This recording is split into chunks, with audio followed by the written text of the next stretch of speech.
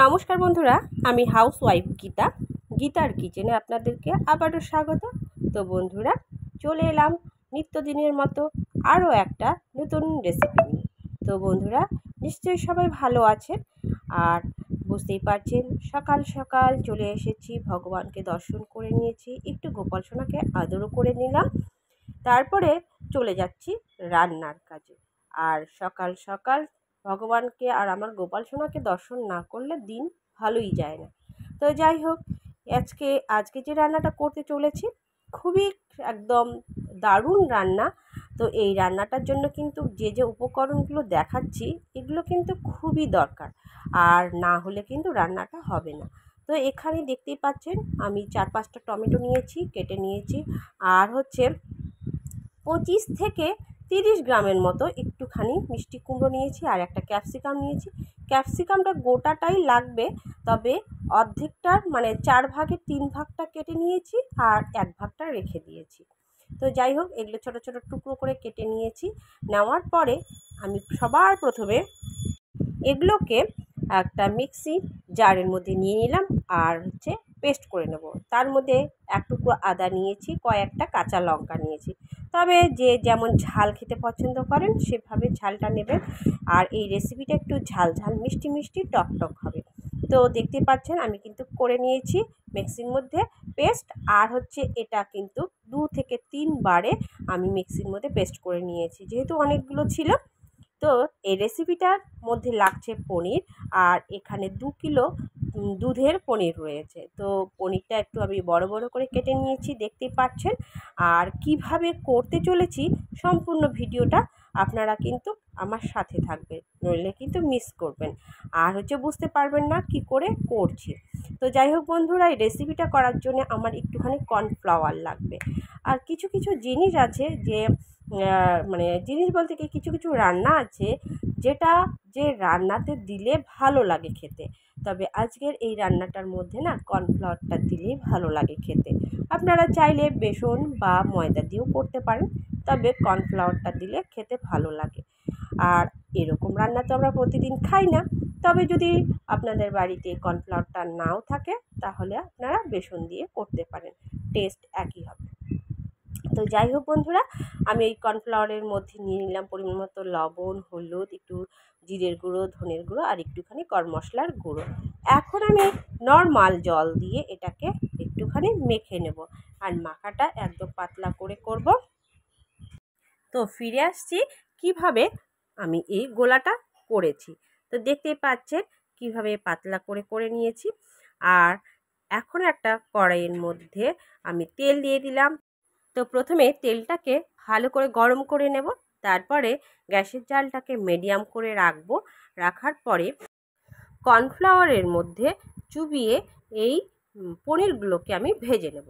তো বন্ধুরা, একটা কথা বলতে ভুলে গেছি, পনিরগুলোকে কিন্তু আমি প্রথমে একটুখানি লবণ দিয়ে মেখে রেখেছিলাম, তারপরে কিন্তু এই এই হচ্ছে কর্নফ্লাওয়ারের মধ্যে চুবিয়ে আমি ভেজে নিচ্ছি। তো বন্ধুরা, পাতলা করে কিন্তু গোলাটা গোলাবেন, তাহলে কিন্তু কর্নফ্লাওয়ারটা সুন্দর পনিরের মধ্যে আলগা পাতলা করে লেগে থাকবে, খুব মোটা হলে ভালো লাগবে না। তো যাই হোক বন্ধুরা, আমি এইভাবে সমস্ত পনিরগুলোকে ভেজে নেব। তো প্রথমের দিকে আমি অর্ধেকগুলো ভাজছি, আরও একবার এটাকে ভেজে নিতে হবে। তো যাই হোক, এইভাবে লাল লাল করে আমি ভেজে নিচ্ছি, খুব আবার কড়াও করে ভাজবো না। তো এগুলো ভাজা হয়ে গেছে, আমি নামিয়ে সাইড করে নিচ্ছি। আরও কিছু পনির রয়েছে, সেগুলোও কিন্তু ওই তেলের মধ্যে ভেজে নেব। তো আমি পরবর্তী স্টেপটা দেখাচ্ছি না। তো এখন যেটুকু তেল বেঁচেছে সেই তেলের মধ্যেই আমি প্রথমে দারচিনি, লবঙ্গ, এলাচ দিয়ে দিলাম, আর দিয়ে দেবো সাথে শুকনো লঙ্কা ফোড়ন, তারপরে দিয়ে দেবো একটুখানি গোটা জিরে। এই ফোড়নগুলোকে ভালো করে একটুখানি নাড়াচাড়া করব। তো বন্ধুরা, ফোড়নটা কিন্তু খুব সুন্দর করে ভেজে নিয়েছি, আর এর মধ্যে থেকে একটা সুন্দর গন্ধ বেরিয়েছে। তো এখানে একটা দিয়ে দিলাম তেজপাতা, আর এই তেজপাতাগুলো দেওয়ার পরে আমি দিয়ে দিলাম বেটে রাখা, অর্থাৎ মিক্সির জারের মধ্যে যে পেস্ট করে রেখেছিলাম মশলাগুলো, সবগুলো একসাথে ঢেলে দিলাম। এখন এখানে দিয়ে দেবো পরিমাণ মতো লবণ আর হচ্ছে হলুদ। তো যাই হোক বন্ধুরা, এই রেসিপিটা আপনারা কখনো কি খেয়েছেন বা কখনো কি দেখেছেন? যদি খেয়ে বা দেখে থাকেন তবুও আমাকে জানাবেন। আর যারা একেবারে খাননি বা দেখেননি তারাও কিন্তু অবশ্যই আমাকে কমেন্ট করে জানাবেন। এদিকে কিছু গুঁড়ো মশলা এখানে অ্যাড করব, যেমন ধনের গুঁড়ো দেব, তারপরে দিয়ে দিব হচ্ছে জিরের গুঁড়ো, সাথে দিয়ে দেবো একটুখানি কাশ্মীরি লঙ্কার গুঁড়ো। তো বন্ধুরা, এই রান্নাটা করার সময় কিন্তু খুব ছেটাবে, তো সেই জন্য কিন্তু ঢাকনা দিয়ে এই রান্নাটাকে কিছুক্ষণ রান্না করতে হবে, যতক্ষণ না এখান থেকে জলটা শুকিয়ে যায়। সেই জন্য যতক্ষণ জল থাকবে আপনারা কিন্তু মনে করে ঢাকনা দিয়ে এটাকে জল শুকানো অবস্থা পর্যন্ত রান্না করবেন। তো দেখতেই পাচ্ছেন আমি কিন্তু জল শুকানো অবস্থা পর্যন্ত ঢাকনা দিয়ে এটাকে রান্না করে নিয়েছি। আর বলেছিলাম যে 4 ভাগের 3 ভাগ হচ্ছে ক্যাপসিকাম আমি হচ্ছে মিক্সির মধ্যে পেস্ট করেছি, আর যে 1 ভাগটা ছিল সেটা এখানে দিয়ে দিলাম। তো সম্পূর্ণ জল কিন্তু ভালো করে শুকিয়ে গেছে আর কতটা কমে এসেছে দেখতেই পাচ্ছেন। এখন আমি এই মশলাটাকে একটুখানি কষিয়ে নেব। তো বন্ধুরা, যতটা পারা যায় ততটা সুন্দর করে এটাকে কষিয়ে নেবেন। আর আপনারা রান্না করতে করতে বুঝতেই পারবেন, আপনারা যেহেতু প্রতিদিন রান্না করেন, রান্নার আন্দাজ সবাই বোঝে। তো যাই হোক, এই যে আমার কিন্তু কষানো হয়ে গেছে, আর এর মধ্যে বেশি জল দিইনি, সামান্য একটু জল দিয়েছি। জল দেওয়ার পরে এটাকে একটুখানি আমি ফোটাবো। তো আমরা সবাই কিন্তু পনিরের রেসিপি ভালো মতন করে রান্নাও করতে পারি, এবং সবাই কিন্তু পনিরের রেসিপি কিন্তু খেতেও পছন্দ করে। তো একঘেয়েমি পনির খেতে খেতে কিন্তু ভালো লাগে না, তখন মনটাও কিছু বলে যে একটু আজকে অন্য রকমভাবে রান্না করি। তো বন্ধুরা, এইভাবে একবার হলেও বাড়িতে ট্রাই করে দেখবেন, খেতে কিন্তু অস্বাভাবিক সুন্দর লাগে। আর এটা কিন্তু সম্পূর্ণ ভেজ রান্না করবেন, দেখবেন আরও ভালো লাগবে। তো সম্পূর্ণ একদম সুন্দর করে ফুটে উঠেছে। এখন এর মধ্যে পনিরগুলোকে দিয়ে দিলাম, আর দেখুন পনিরগুলো দেওয়ার পরে আমি কিন্তু কর্নফ্লাওয়ার যে ছিল একটুখানি আমার ভাজার সময় বেঁচে ছিল, সেই কর্নফ্লাওয়ারের জলটা এখানে ঢেলে দিলাম। এখন এই গ্রেভিটা দেখুন একদম অন্যরকম লাগছে।